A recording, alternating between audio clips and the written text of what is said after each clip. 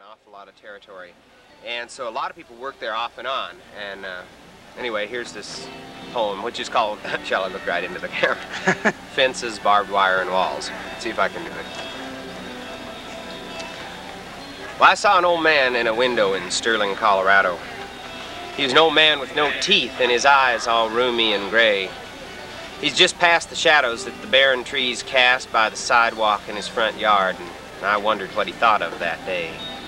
Now that winter was ending and spring was just sneaking past the patches of snow that were clinging to the north sides of trees.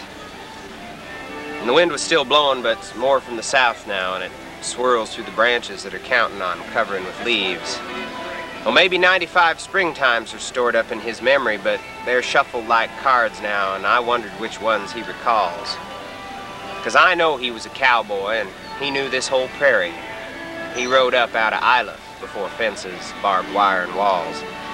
You see, I'd talked to his daughter at an old people's supper at the church on the corner not far from the old man's front yard. Yeah, I sang for their supper. I sang Whoopie Tie-I-O and a silk scarf and a Stetson. I was working on looking the part. And she said, "Son, you like cowboys? Well, then you ought to meet Daddy, 'cause he was a good one back when this big state was wild, on a ranch out of Iliff where the old South Platte River runs north across the prairie and cattle had spread out for miles." She said, "Now, he didn't raise me.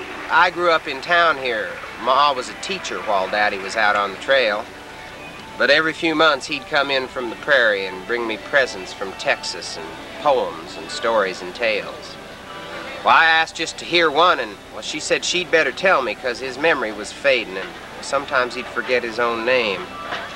And then her eyes kind of lowered and her chest kind of heaved some, and she said, "Well, maybe later." And I could see that it caused her some pain. But then she gave me directions and said, "Now try not to tire him," and headed me off down the street toward her daddy's old house. But I just got to the sidewalk and I looked up in the window, and I knew then and there that the best I could do was stay out.